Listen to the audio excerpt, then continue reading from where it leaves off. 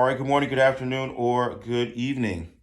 Whatever time it is when you hear this message, I pray that you're poised to receive, to accept, and to respond to words of wisdom. Ashe. So today belongs to Oya and Shongo, Ekuo Jojakuta Kabiesi. And as such, we have done our daily veneration. And we give thanks that Oya and Shongo have guided us and given us useful insights into improving our lives, into making a more meaningful contribution to the lives and the causes that we are destined to serve.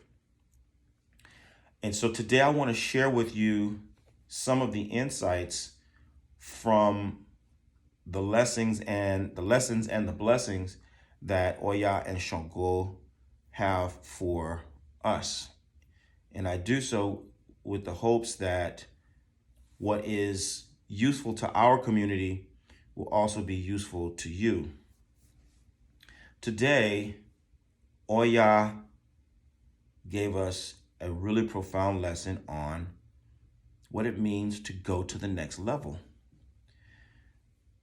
When you're used to operating at a certain level, let's say when you're used to operating in struggle mode, and then something happens and you enjoy a breakthrough and you get elevated to a higher level, your mindset might lag behind your environment.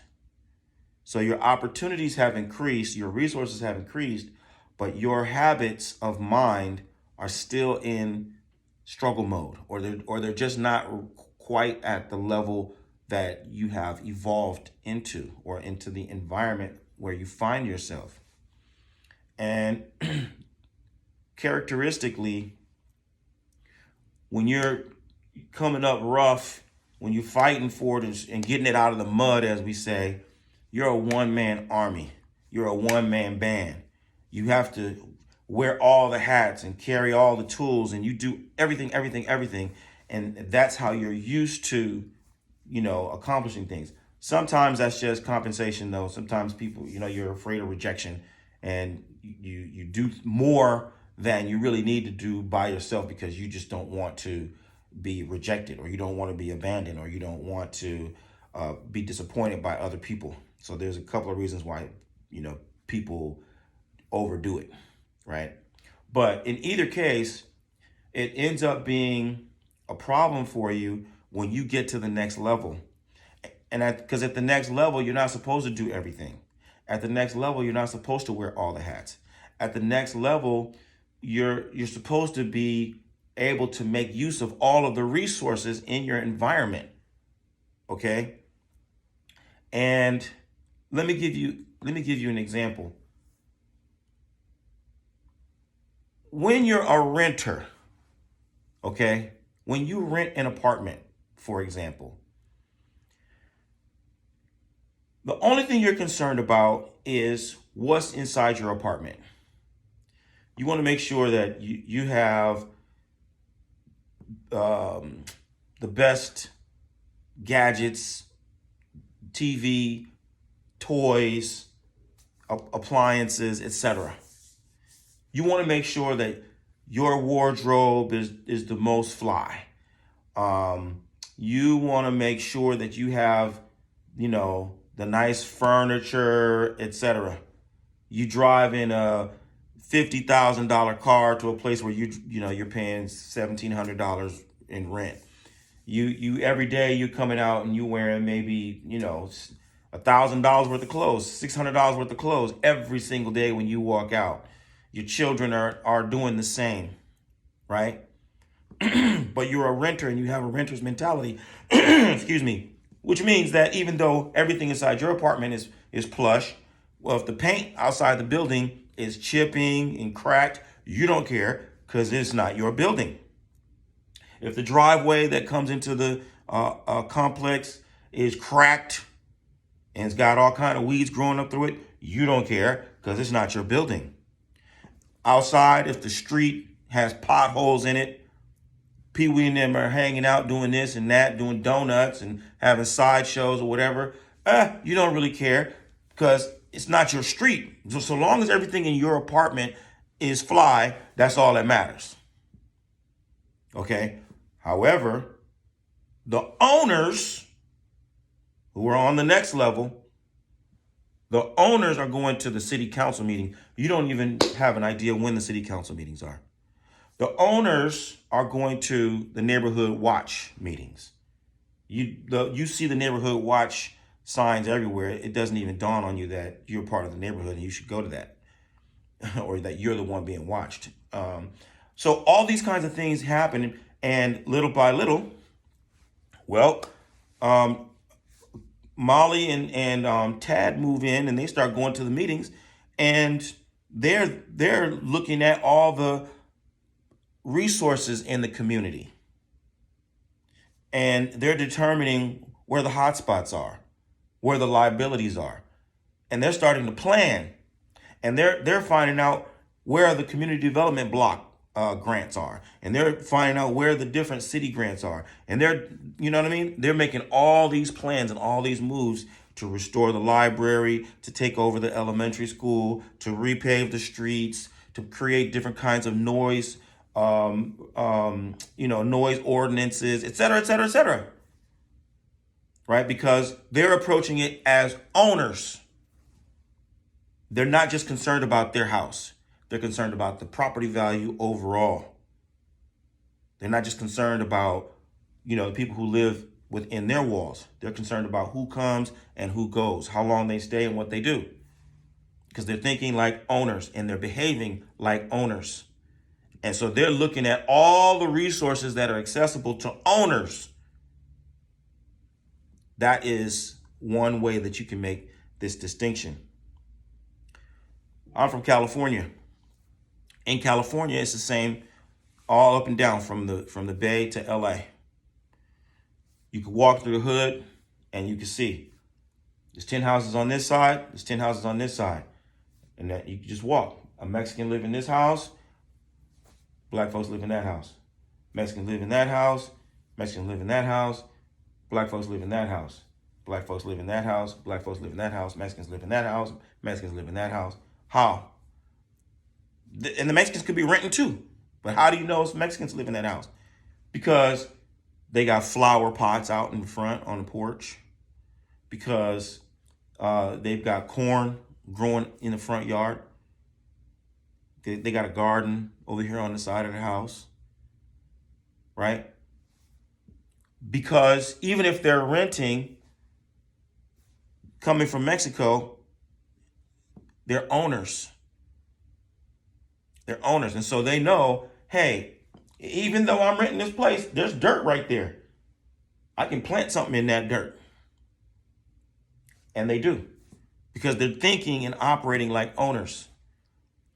They own this one, and then they're looking at, well, how much do all of these others, now they're going to pile up into this one, 3 families in this house. They're going to save and stack, etc. And then they're going to buy the house across the street. They're going to buy the house next door. Little by little, they're thinking like owners. They're operating like owners. And then they take ownership. Because when you're thinking on the next level, as an owner, owners take ownership. It means that if it's not the way I want it to be, I assume responsibility for making it the way I'd like it. That's how owners think. Not just about my own internal environment, but the whole environment. Okay?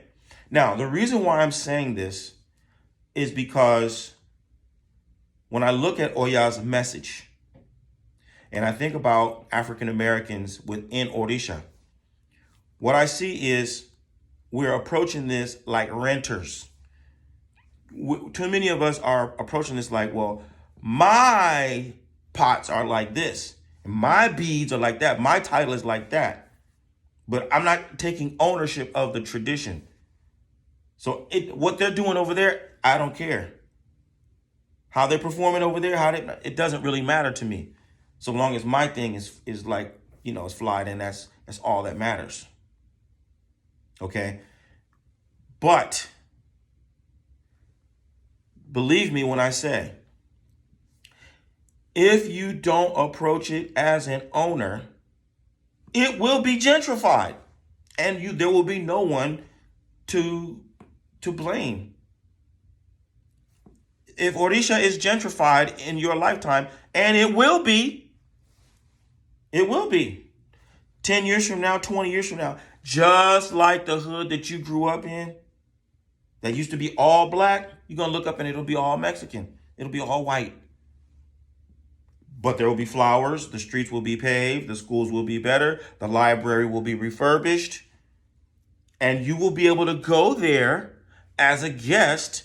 And if you behave yourself the way that Tad and them and Pablo and Maria are comfortable with, you can stay. But if you don't, then you're going to have to go back to the hood, where people are only concerned about their own little, room. And so this is something that I need for my people to open their eyes. I need you to really pay close attention to what's going on. I need you to be open to correction. I need you to be excited about doing the very best that you possibly can for the Commonwealth. For all of us as African Americans, we need to take care of our community. We need to be practicing Orisa for the purposes of improving our community, not just getting over and taking what's going to be good for you personally as an individual. Who do you serve? Who do you serve? You don't. Hey, listen, the ones who serve themselves, everything that they do, it will go when they die. It's the ones who serve something greater than themselves, the ones who serve someone other than themselves, who live for eternity, who have a legacy, who have permanence. This tradition is all about permanence. It's all about antiquity. The greatest blessing that you have is ire aiku, which is immortality. What is immortality? Obviously, nobody lives forever. It's your legacy. But you can't establish a legacy by just concerning yourself with your little room, your beads, your pots, your title. That is not the point. So I really, really, really, really, really want you to look around. I want you to survey everything that's going on in the Orisa world today, particularly as it pertains to African Americans. And I want you to be honest about assessing our participation, our performance, and our contribution.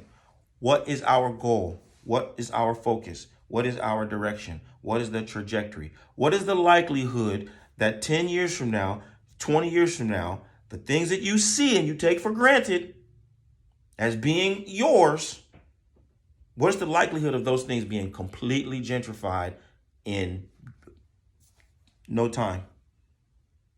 These are the questions I need you to ask yourself and sober up. Sober up. Get your feet on the ground. Get your head in the game. Start participating and playing for our team so that we can continue to enjoy the things that we enjoy. It's not about being antagonistic towards other people. It's about just ensuring that 20 years from now, you get to keep enjoying the things that you love. We toiled to bring Orisa to you. We suffered to bring Orisa to you. Now we need you to take ownership of the contributions that we have made. We need you to look at the people, the forerunners who came before you. Those of us who were in it 25 years ago. Those who were in it 30 years ago. We are the ones that made it possible for you to be doing what you're doing today. How are you contributing to the things that we put in place for you? Where are you seeking guidance and direction from the people who came before you to say, hey, I know that this is here because you were here. What do you need? How should we show up? What are the areas that we should be getting more involved in? How can we continue what you started? I know you had a vision. I know that you were inspired by someone who came before you. I know you inherited something from your forefathers and foremothers in the tradition. What was the plan in 1975? What was the vision in 1985? What is that you have been building upon since 1995, since 2005? How can I get in line? That's where I need your mind to be. That's where I need your mind to be. We're not renters in the house of Orisa. We are owners in the house of Orisa, which means we have to take ownership of what this thing looks like, what it feels like, and what it's going to look like and feel like in the foreseeable future. Please wake up and get with the program. I am sending out this call to the leaders. Please get it together. Pay attention. Get in the game. Let's commit ourselves to improving the world through positive influence. Find out how Oloye Obafemi Origuwa and the Orisa Lifestyle Academy can help you take your practice and your life to the highest level possible. Visit me at obafemio.com or orishalifestyle.com, and let's start doing what we need to do so that we can bring about the good condition for ourselves and those who we are destined to serve. I look forward to working with you. Bye for now. Odabo.